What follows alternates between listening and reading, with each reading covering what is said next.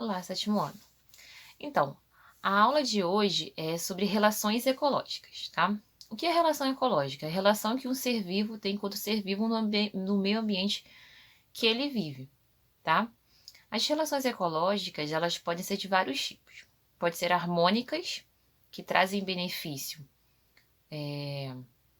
para todos os envolvidos, ou desarmônicas, somente para um benefício somente para um. Pode ser intraespecíficas, que são relações com a mesma espécie, né, seres vivos com a mesma espécie, ou interespecíficas, relações de espécies diferentes. Na aula de hoje, a gente vai falar sobre as relações harmônicas, tanto intraespecífica como interespecífica. Agora eu vou colocar para vocês imagem das relações e vou explicar com mais detalhes, ok? Bom, a gente vai começar a falar agora sobre as relações harmônicas intraespecíficas, tá? Que são das mesma espécie.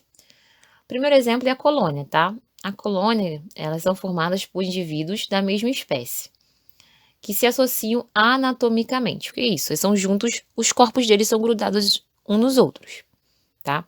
De forma organizada e geralmente com a distribuição de funções para garantir sobrevivência de todos os indivíduos na colônia. A gente pode ver na imagem os corais. Os corais, eles são formados por milhares de indivíduos uns sobre os outros. A gente pode pensar, poxa, é um ser vivo só, mas ele tem milhares juntos. Sociedade. E também é outro exemplo de relação harmônica intraespecífica da mesma espécie. As sociedades são constituídas por grupos de organismos da mesma espécie que se organizam para contribuir com o bem de todos os indivíduos. Geralmente, ocorre comunicação e divisão de trabalho, mas os indivíduos são mais independentes e apresentam mobilidade, diferente do que ocorre na colônia. Os insetos são o grupo que mais apresenta sociedades organizadas, como as abelhas, as formigas, os cupins.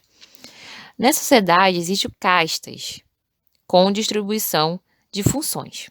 Por exemplo, a gente pode ver a abelha rainha, as operárias, os soldados, tá? Então, essas são as castas, tá? Com cada um com a sua função específica, ok? Bom, agora a gente vai ver sobre as relações harmônicas interespecíficas, tá? Que são relações que se dão bem, né? Mas com espécies diferentes. Comensalismo. Nessa relação, uma das espécies é beneficiada e a outra não obtém vantagem nem prejuízo. Então, não vai acontecer nada. A espécie beneficiada é chamada de comensal.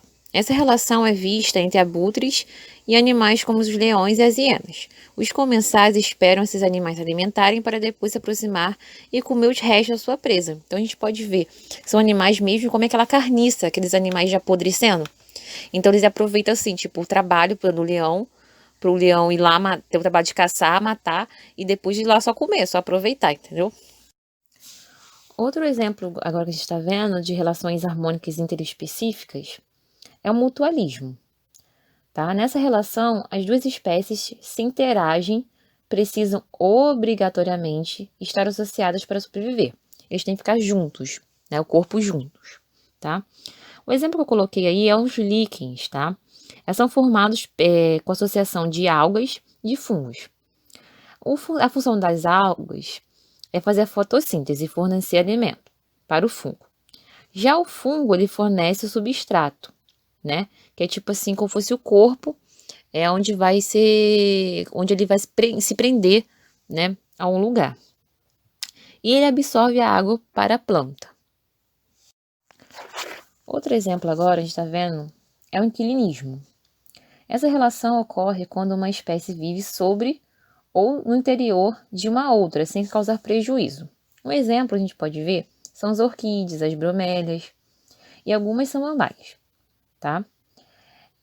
Essas plantas, elas prendem-se a galhos de árvores na tentativa de receber mais luz, tá? Isso acontece muito, né, nas florestas com árvores muito altas. Por quê? Se essas plantas pequenas elas ficassem no solo, elas não iam receber os raios solares que eles precisam para fazer a fotossíntese. Então, o que acontece?